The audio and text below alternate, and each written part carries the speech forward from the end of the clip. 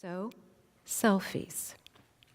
When cameras became standard equipment on our phone, and when we with one click could flip the lens around and see ourselves, selfies were born, and our cell phones forevermore became our self phones.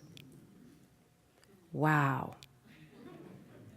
I think we take selfies mostly because we can, right? And absolutely everybody takes selfies. We know this. Our babies take selfies. And our pets take really good selfies, right?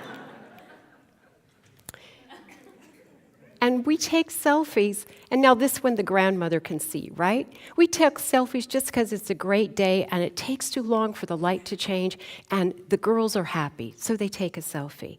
Or the art students are going for a ride. Fabulous. Although I don't know if their moms are happy about the motorcycle, but there you go, off it goes. And then there's the friends from all over the world that join together, and they take a very old-fashioned selfie with a camera, but you know it's going to go to each of them to commemorate their time together. And then there's the swim team. They have to commemorate their victory, and how wonderful that they can take a selfie and say, I've accomplished something. But no matter what the message at the bottom of the selfie says, the reality is when we send a selfie, we are saying, I am here. This is me. Please look at me. And we do. In 2013, Oxford dubbed the selfie the word of the year. And they defined selfie as a photograph that one has taken of oneself, typically with a smartphone or webcam, and shared via social media. Selfies are the new poetry. However, 24-hour connectivity, digital and mobile technology has turned millions of self-portraits into selfies.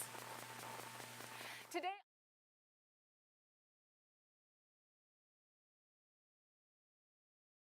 well. Now, identity is this really interesting thing. From a psychological perspective, it's actually core to our sense of emotional well-being. When we have a strong sense of who we are, we take more risks, we come out of our comfort zone, we stand up for what we believe in. It gives us a sense of entitlement over who we are, but it also gives us a sense of affiliation, and that's the interesting thing, because identity is at the same time the thing that makes us unique and the things that binds us together with others. And the interesting thing is that for identity to really work, it needs to be recognized and confirmed by those around us. The issue is these days, those around us aren't just people that know us. There's this wider social circle online that are able to feed back to us without having any knowledge of who we are. Now, what's different? Now we have access to those opinions in a way like we've never had before.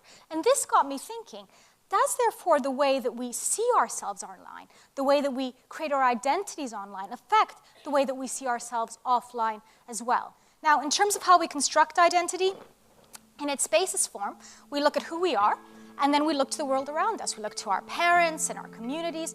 We look to celebrities. We look to structures like race and religion and their norms, and we devise who we want to be.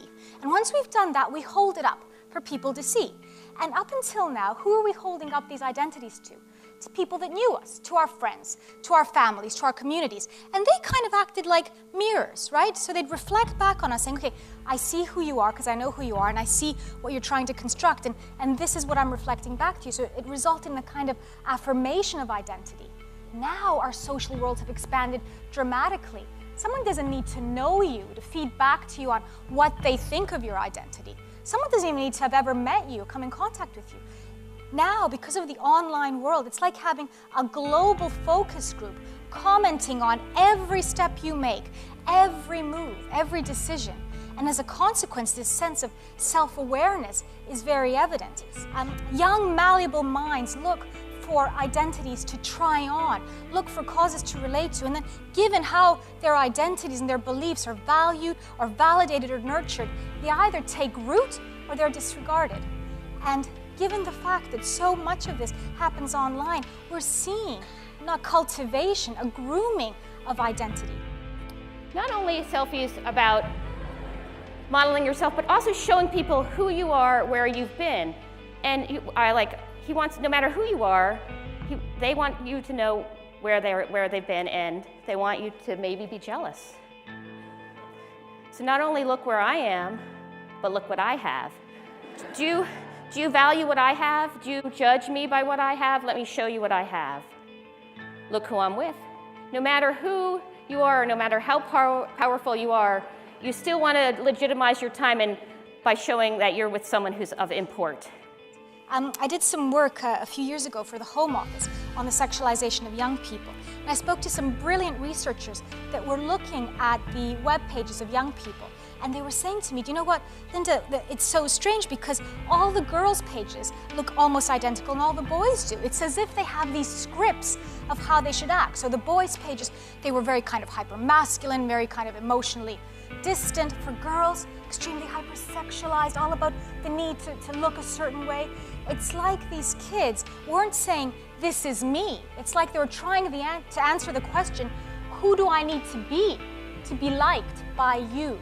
So identity seems to have moved from something that's internally driven, this is me, this is who I am, this is what matters to me, to something externally driven. This is what I think I ought to be. This is what I think matters to you. And as a consequence, whereas it was something that people went through during their teens and early 20s, I'm now seeing these issues with identity construction affecting people in their 20s and 30s and beyond.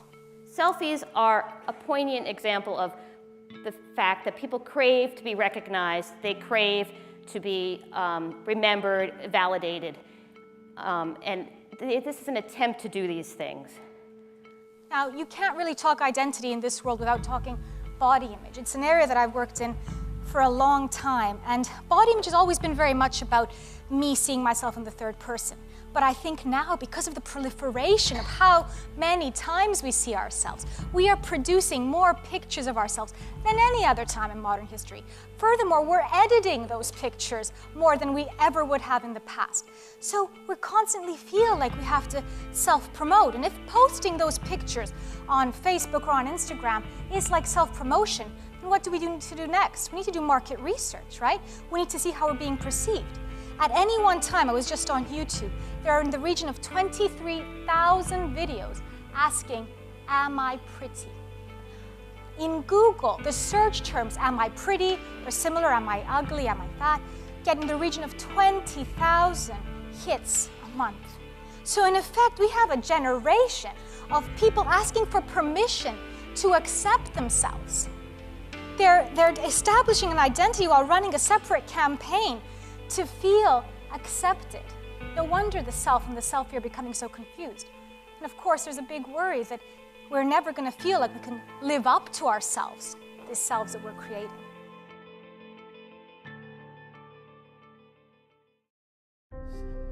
Self-confident people interpret feedback the way they choose to.